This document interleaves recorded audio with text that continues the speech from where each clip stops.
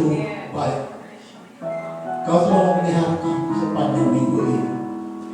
Itu boleh jadi karena kasih karunia yang berlaku dalam kehidupan kami sampai hari ini. Terpujilah nama Tuhan. Hari ini kami boleh membawakan sedikit firman-Mu melalui mulut yang kecil ini. Namun biar mulut yang kecil ini boleh membesarkan nama-Mu, agar supaya nama-Mu dipuji-puji melalui mulut ini. Terima kasih Tuhan, kami sudah berdoa dan ucap syukur dengan satu nama, yaitu dalam nama Tuhan Yesus Kristus. Haleluya, haleluya. Amin.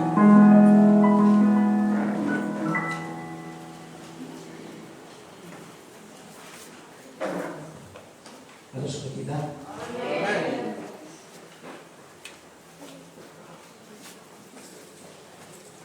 Saya bersuka cita hari ini karena apa? Karena nomor satu ada Tante Ninja sudah datang beribadah. Yang waktu begitu masuk rumah sakit kita khawatir yang sampai orang jadi kelas dan malu. Ternyata hari ini sudah ada dan hasilnya negatif.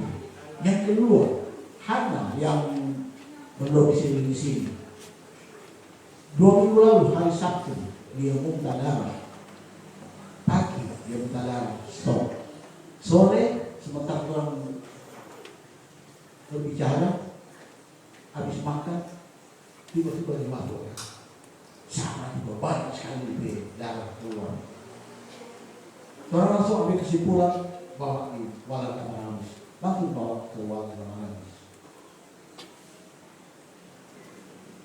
Jadi kekhawatiran adalah kalau dia COVID berarti orang akan jadi masalah baru. Karena orang satu rumah tuh, berarti orang harus isolasi mandiri dan itu tidak berarti tidak ada ibadah.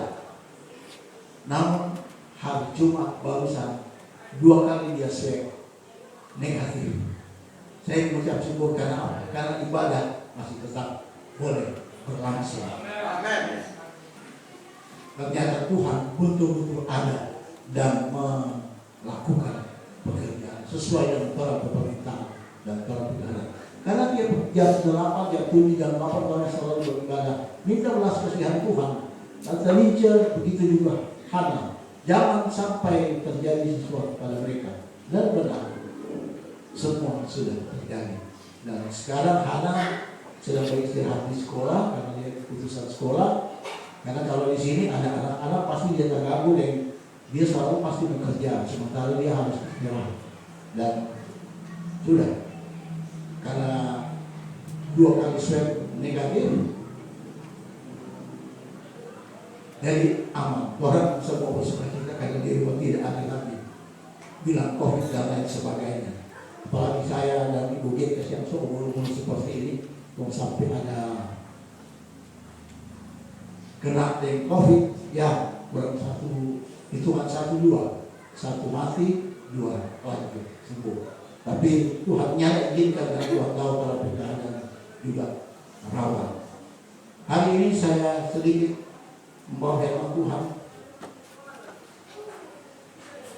Kalau firman Tuhan saya yang lalu mengatakan adalah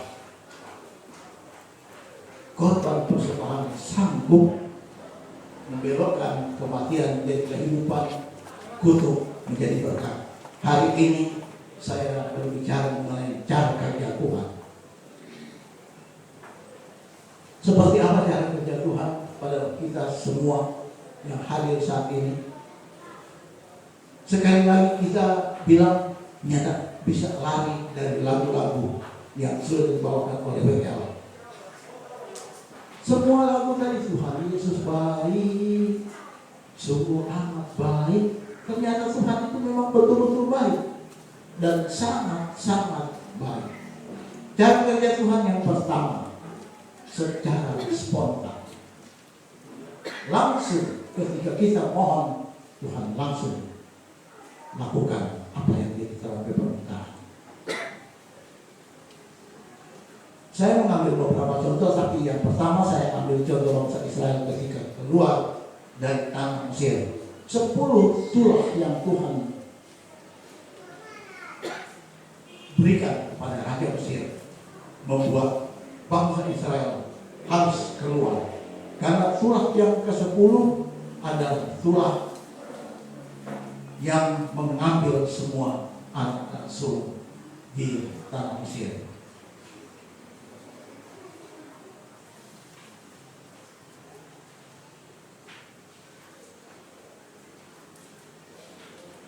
Semua yang Tuhan lakukan spontan. Ketika Musa meminta mujizat, saat itu juga 10 tulah itu berlangsung. Namun yang paling spontan, yang paling cepat, Keluaran 14 ayat 15 sampai ayat 16. Keluaran 14 ayat 15 sampai 16.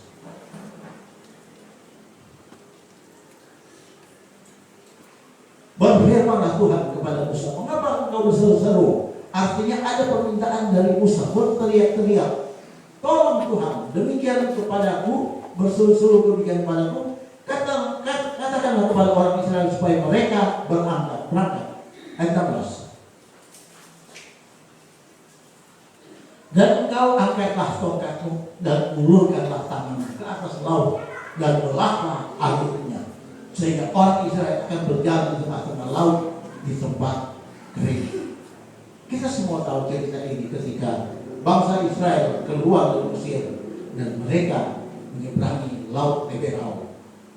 Zaman itu adalah terusan Suez, dan benar Tuhan langsung mengeringkan laut Eberau.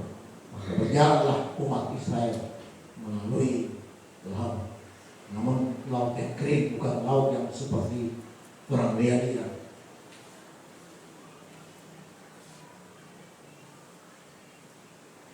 Dan ketika Musa ayunkan tongkat, langsung terbelah. Ketika bangsa Israel juga lapar, minta makan dan minta minum, minta mana, Tuhan langsung kirim seluruh perkemahan Israel ke bagian mana. Nyana puas dengan cuma mana, minta ikan, Tuhan kirim juga langsung burung puyuh ke perkemahan bangsa Israel. Itu yang pekerjaan Tuhan secara spontan. Banyak kejadian di perjanjian lama. Ketika Elia minta api, langsung kirim api. Ketika Elia minta hujan, saat itu juga langsung turun hujan.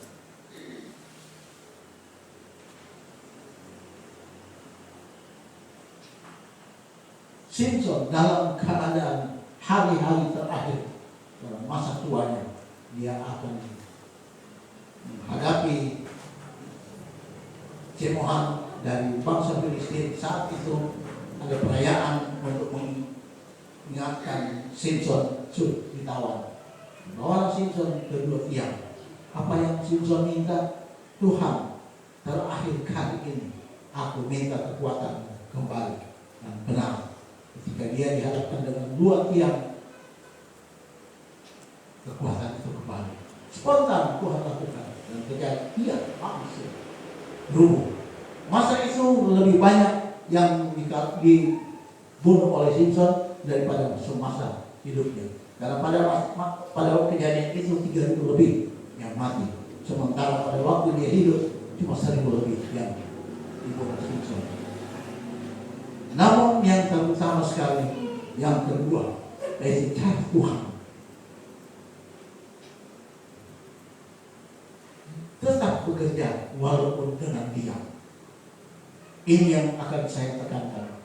Cara Tuhan dengan diam, tidak spontan, namun tetap terjadi. Ketika kita melihat kejadian ini, Kejadian 37 ayat 18 ayat 24.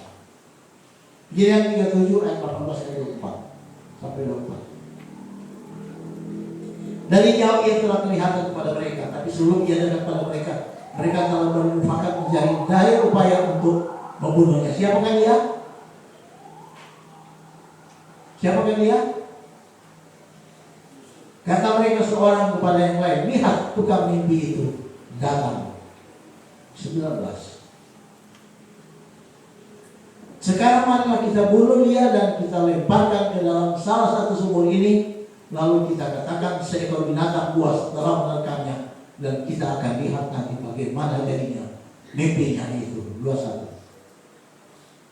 Ketika Ruben mendengar hal itu, ia ingin melepaskan Yusuf dari tangan mereka. Sebab itu katanya, janganlah kita bunuh dia. 22. Lagi kata Ruben kepada mereka, janganlah tumpahkan darah, lemparkanlah dia ke dalam sumur yang ada di padang gurun itu. Tetapi janganlah apa-apakan dia, maksudnya hendak melepaskan Yusuf dari tangan mereka dan membawanya kembali kepada ayahnya. Apakah pada masa itu Tuhan tidak bisa menolong Yusuf? Pada waktu akan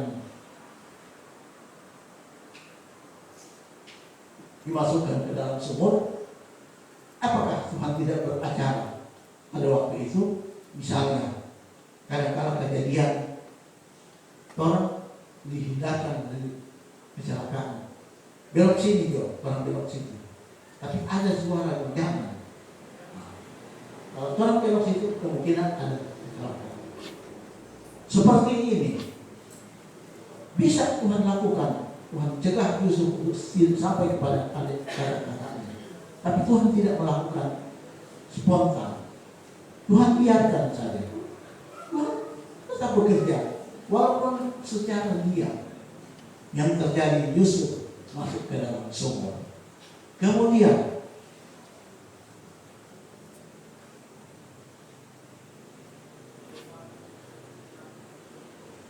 lanjut 23. Baru saja Yusuf sampai kepada saudara-saudaranya, mereka pun menanggalkan jubah Yusuf, jubah mahailah yang dipakainya itu. 24. Dan mereka membawa dia dan melemparkan dia ke dalam sumur.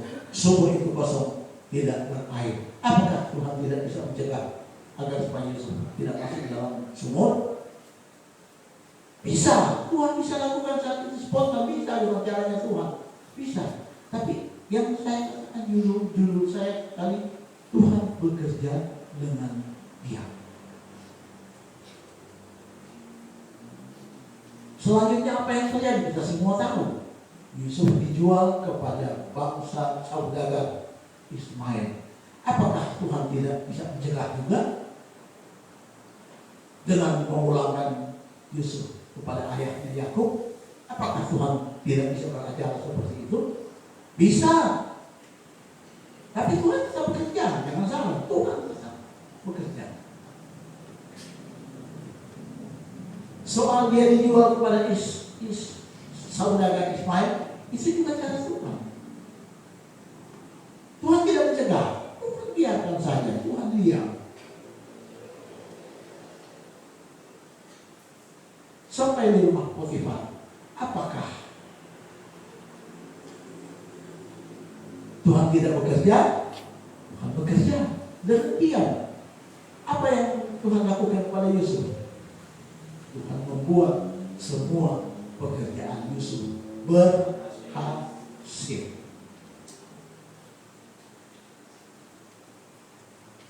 Berikutnya, ketika dia sudah sedang menikmati kenyamanan di rumah Potifar, datanglah si iblis bau panjang.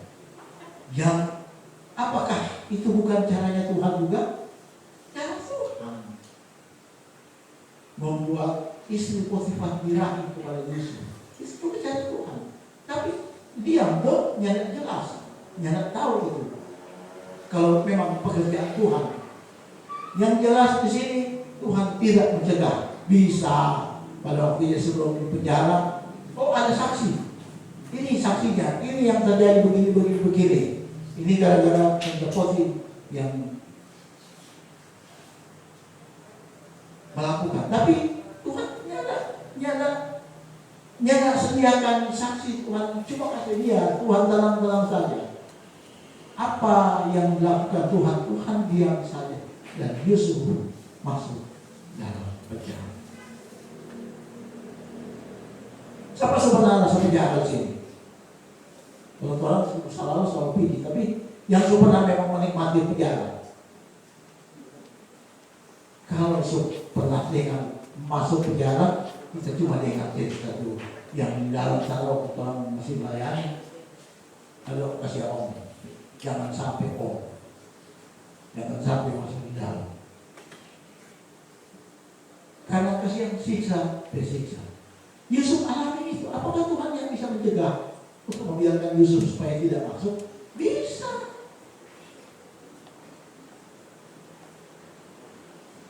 Saya katakan, kerja Tuhan diam, Tuhan diam. Dia ada, reaksinya ada.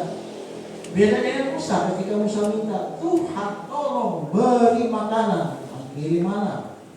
Ketika Musa bilang, Tuhan kita terjepit di depan bangsa Mesir sedang mengejar, di belakang laut, kiri kanan padang gurun. Tuhan cuma bilang, kenapa tongkat? Lipat ke belakang, kasih penjara bangsa Israel di tanah kering. Apa Yusuf pernah minta pertolongan pada Tuhan? Selalu dia kan ingat dari orang tua Yakub. Selalu dia ingat dan dia tahu siapa Allahnya. Pasti dia selalu berdoa, Tuhan tolong, Tuhan tolong. Tapi Tuhan diam, Tuhan tenang, diam. Dia melakukan segala sesuatu, tidak melakukan pekerjaan yang spontan kepada Yesus. Sampai satu waktu ketika kakak-kakaknya mulai kehabisan persediaan, apa yang terjadi? Ketika Yusuf dalam penjara, yang terjadi dua pelayan Firaun, yang satu bagian roti, yang satu bagian minuman. Yang digantung siapa? Yang digantung siapa? Yang digantung siapa?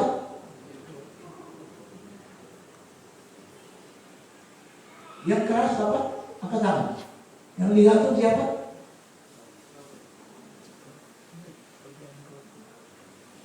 Pelayan roti. Betul. Pelayan roti yang digantung. Mimpinya seperti apa? Coba salah satu yang dapat, yang tahu seperti apa mimpi pelayan roti? Ketika ada waktu dia pikul di atas, maka burung gagak mau makan roti-roti itu. Karena itu Yusuf sampaikan, ketika engkau keluar, engkau akan digantung. Tapi kepada minuman engkau akan dibebaskan. Sekarang Yusuf sudah menceritakan keadaan sebenarnya, apa yang akan mereka alami. Yang terjadi apa? Juru minuman lupa.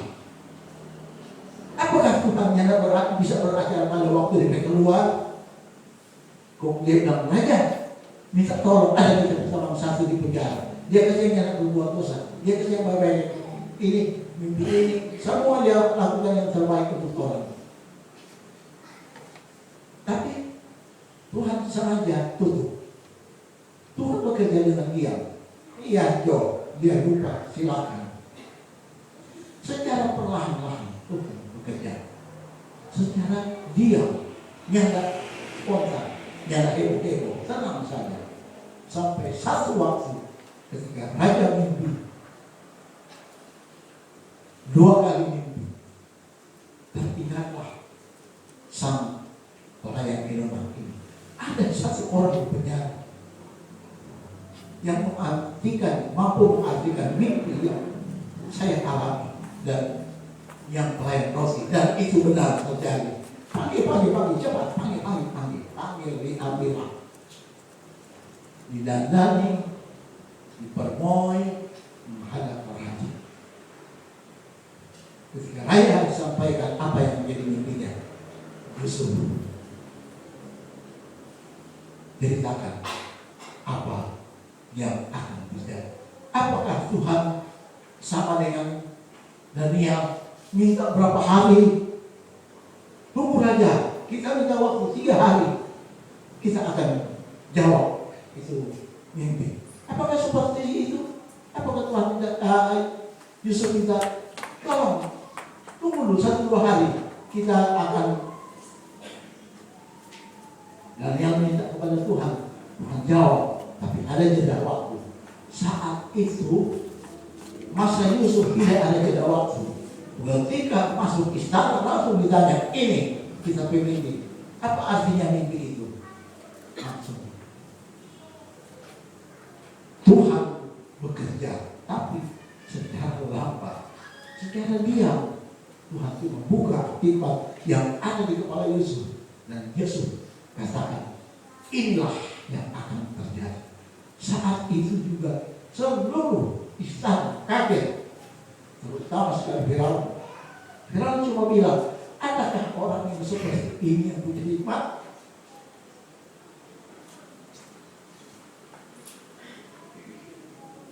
Maka langsunglah dilatih Yusuf menjadi penguasa di Israel. Itu pun belum kelihatan betul-betul.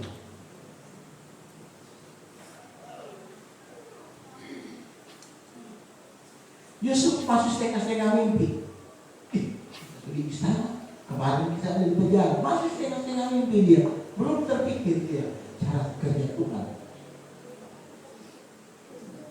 Sampai satu waktu keluarganya datang, baru dia sadar ternyata Tuhan bekerja dengan dia. Tuhan nyatakan mujizatnya selama Yusuf di perjalanan. Selama Yusuf di rumah Potifar, selama Yusuf, Tuhan tidak pernah memberi pertolongan pada Yusuf. Sekecil apapun tidak pernah. Ketika saudaranya datang menghadap, baru Yusuf sadar, oh ini rupanya pekerjaan Tuhan. Mari kita lihat hasil pekerjaan. Kejadian 45 ayat 5 dan 8.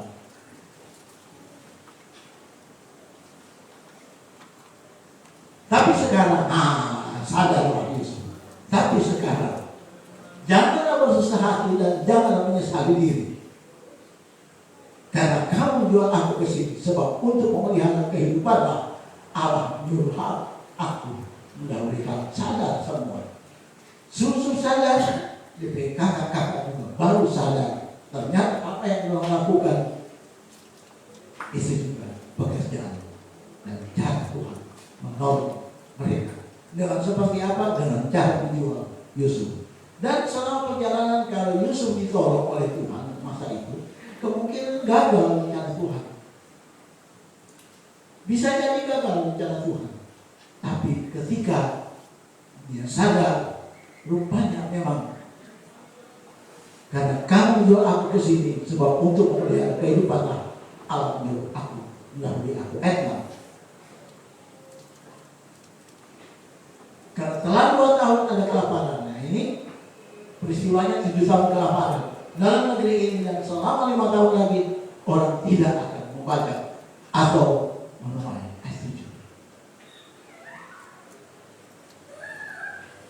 Maka Allah telah menyuruh aku mendahului kamu untuk menjamin kelanjutan keturunanmu di bumi ini dan untuk memelihara hidupmu. Tuhan bekerja. Dari Yusuf dibuang ke sumur sampai di penjara, Tuhan tetap bekerja. Cuma cara kerja Tuhan diam. Ya banyak cincongnya, banyak mujizat yang Tuhan lakukan selama perjalanan Yusuf.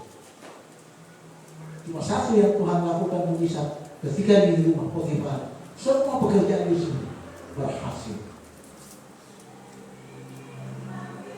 Di bumi ini dan untuk memelihara hidup, sehingga sebagian besar daripada tertolong. Ayat 8 ayat terakhir. Jadi bukanlah kamu yang menyuruh aku ke sini, tetapi pekerjaan siapa ini? Tetap siapa? Tetapi pekerjaan Allah. Diam. Tidak banyak cincongnya, banyak komentar, tidak banyak pertolongan yang dilakukan kepada Yusuf.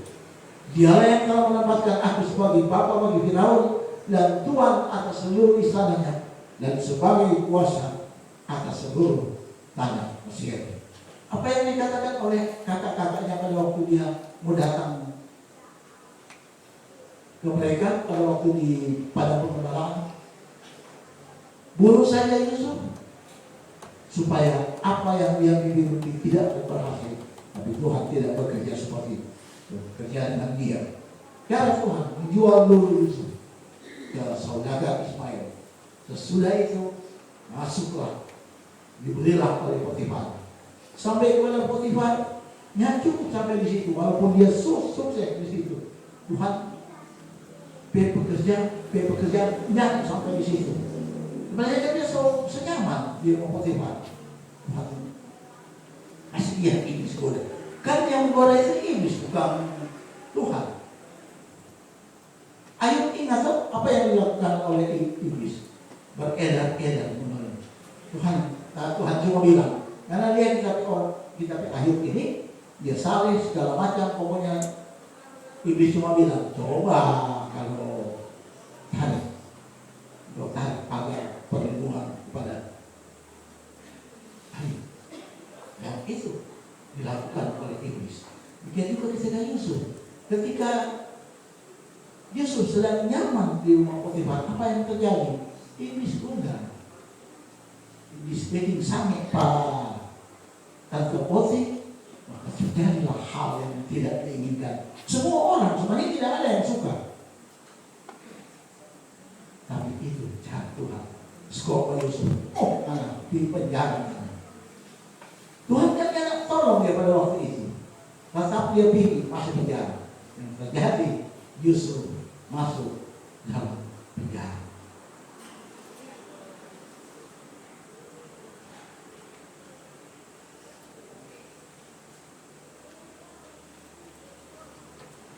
Keluarga Yakub tidak sadar itu adalah pekerjaan Tuhan.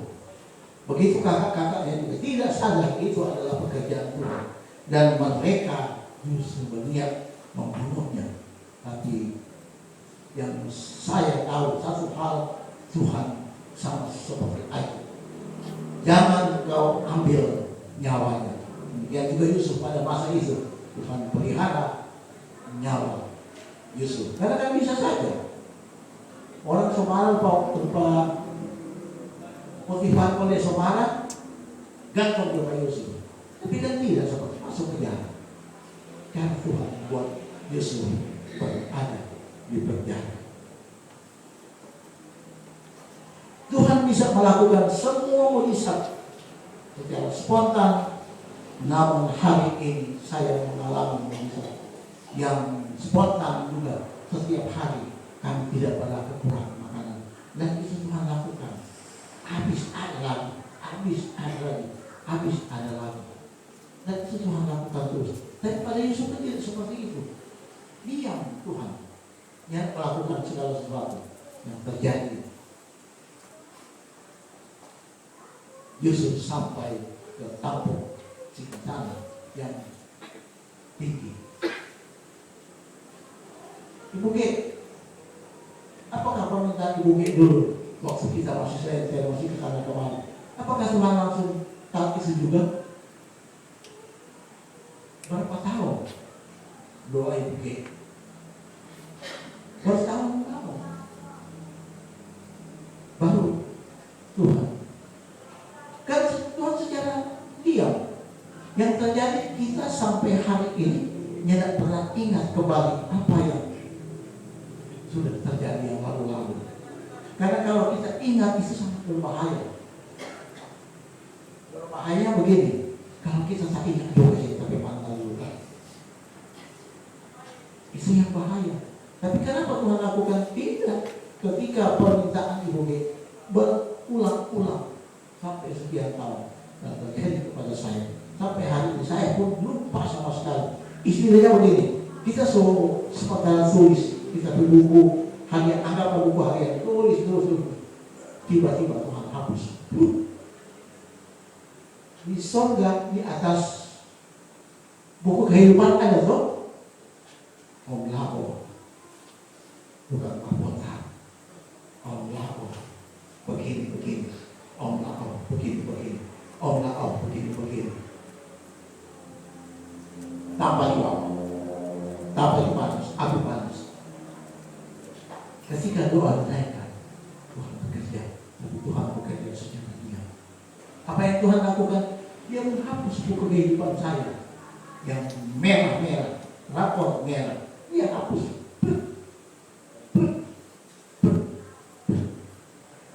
Putih bersih seperti kapas. Hari ini kalau Tuhan panggil, saya sangat yakin tempat saya ketika dibuka buku kehidupan akan didapati kertas putih yang bersih. Allah baik.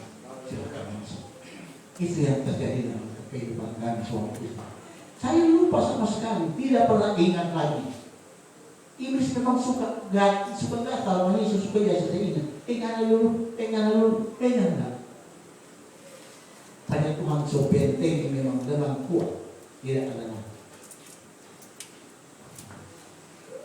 Kalau saudara hari ini masih berharap pertolongan Tuhan, ada dua cara yang Tuhan bisa lakukan.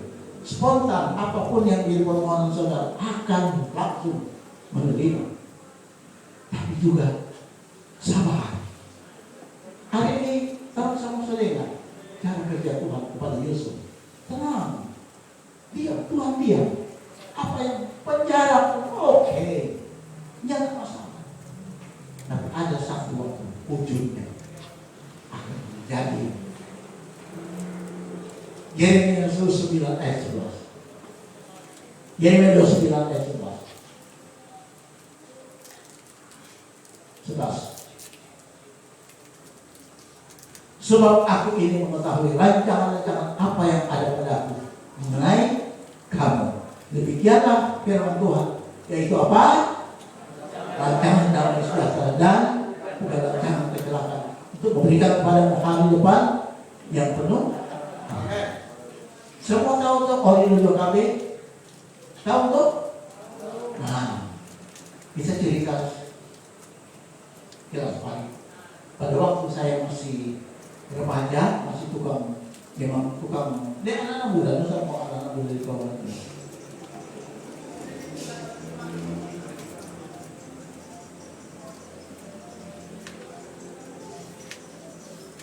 Yang terjadi, kita jadi operator diskotik, mau tahu disko tanah tuh. Oh. Tapi kan barang itu berat-berat. Nah, Oli ini memang dari dulu padahal sopo tahu ya dari dulu. Jadi Oli ini tukang torpe kulit angka speaker. Iya. Kita nanti saya ingat ulang waktu kepala BPN di sini, waktu itu sambil duduk KB, dia yang punya disko, kita operatornya. Waktu kita masuk dari ruangan, masuk dia, jauh lupa, bekerja dulu. Ya itulah, bekerja. Sekarang dia menikmati DP hasil kerja dulu. Tadi enggak dulu, itu speaker besar, dia kan kuat, dia angkat sendiri. Orang acara di KRI, dia angkat.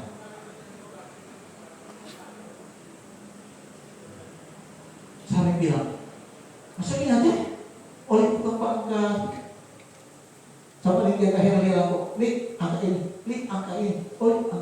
Sekarang siapa mau perintah apa dia? Berani mau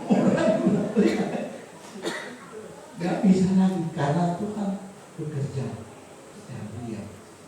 Memang perjuangan ada. Apakah Yesus ada perjuangan? Ada. Dia membela diri ketika festival itu, tapi ya begitulah, tetap masuk penjara. Oleh memang cara masuk penjara, tapi jalan kehidupannya secara tenang, tapi pasti dia ada di Komisi 11, kemudian jadi gubernur di surga. Dan artinya begini, orang semua punya cita-cita, atau sama anak muda punya keinginan menjadi yang terbaik, yang terbesar, yang jadi minimal jadi pimpinan perusahaan, kalau perlu jadi gubernur, jadi bupati, dan lain sebagainya. Tapi orang jangan berharap mujizat itu spontan, tiba-tiba dari kuli kau langsung jadi gubernur. Tidak seperti itu. Tuhan akan bekerja perlahan-lahan, tapi pasti ketika orang setia kepada Tuhan. Karena Alkitab mencatat Yesus itu selalu melakukan kebenaran. Kan yang ini bilang Yesus selalu berdoa pagi-pagi. Nyata cerita Yesus tidak ada cerita Yesus berdoa pagi-pagi. Nyata Yesus cuma melakukan saja kebenaran yang dia ketahui sesuai dengan ayahnya yang ceritakan. Hari ini ketika Anda ada keinginan atau ada cita-cita, lakukan saja kebenaran, lakukan saja kebaikan.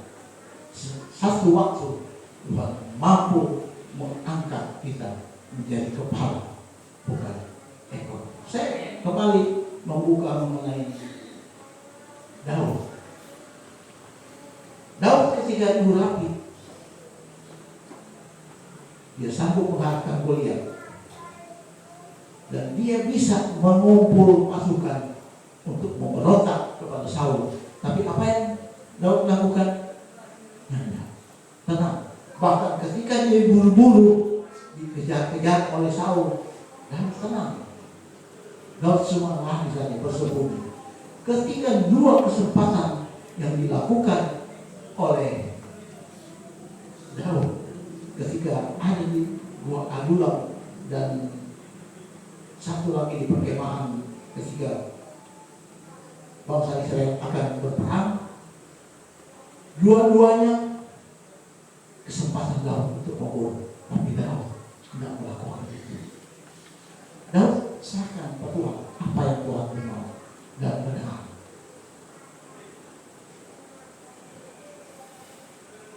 Yoab bilang, tak ada satu kali Pak Saul, cuma satu kali.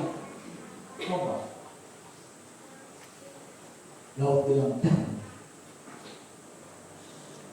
Daud sabar. Sampai satu waktu ketika Saul meninggal, cara Saul meninggalkan Tuhan berurusan. Meninggal daripada medan peperangan. Apakah Daud tidak bisa langsung serbu di sana? Sedangkan bangsa Amalek yang serbu dari pasukan, Daud cuma punya 400 pasukan, para tentara, toh mampu mengalahkan bangsa Amalek yang seperti abu, banyaknya menyapu perkemahan. Bisa Daud masuk ke istana. Yang terjadi, Daud pulang kampung, tinggilah dia di Gibeon, ke tempatnya. Dia jangan pulang ke Gibeon, tapi dia pulang ke tempatnya dia, ke ini. Nah, seperti itulah. Itu semua kota yang jadi piagam. Pergilah Daud. Memang setua jangan. Serupa di kota yang Daud ada petapaan pertama. Daud tinggal di situ. Pertama, bangsa Yehuda yang mengurapi Daud untuk Daud menjadi raja untuk bangsa Yehuda. Selama 7 tahun dilihat oleh orang Israel, Dotan. Ketika dilihat oleh bangsa Israel yang mana Daud berhasil selama 7 tahun, maka datanglah tua-tua Israel datang ke tempat Daud di Yehuda, suku Yehuda, mereka semua mengurapi Daud. Maka Daud diboyong ke Yerusalem, ke istana Saul. Daud menduduki kerajaan yang pernah diduduki oleh Saul. Kenapa? Karena Tuhan yang beracara, Daud yang mengambil alih, yang merampas. Yang terjadi, Daud menguasai Israel selama 39 tahun. 7 tahun di Yehuda, sisanya ada di Yerusalem, di Israel. Jadi orang ini kehidupan, jangan pernah ragu. Kalau orang selalu berbuat yang baik, apa yang Tuhan lakukan, satu waktu Tuhan akan mengalami mukjizat yang aneh-aneh. Tapi itulah cara Tuhan.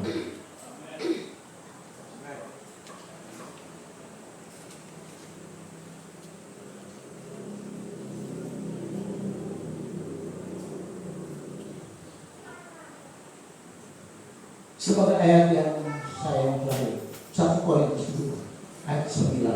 Ketika Tuhan melakukan yang terbaik, yang terjadi inilah.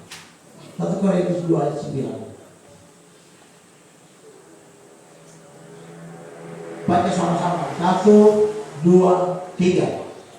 Tetapi seperti ada yang tertulis, apa yang tidak pernah dilihat oleh mata dan tidak pernah didengar oleh telinga dan yang tidak pernah timbul dalam hati manusia, semua yang disediakan Allah untuk mereka yang lahir kedua. Ketika di sini nanti ada yang jadi bupati, jadi gubernur, ingat Tuhan terus, tapi juga jangan lupa Allah.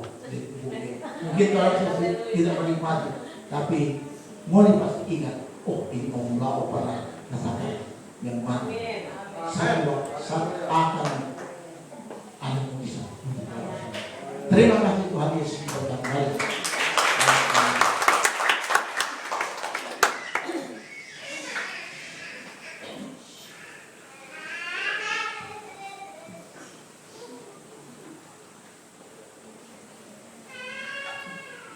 Tuhan Yesus berkati.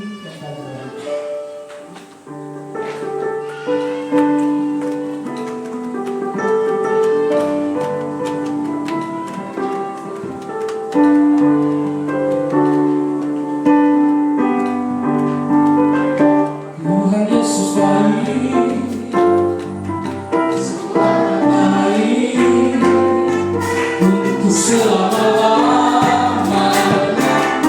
Yesus baik.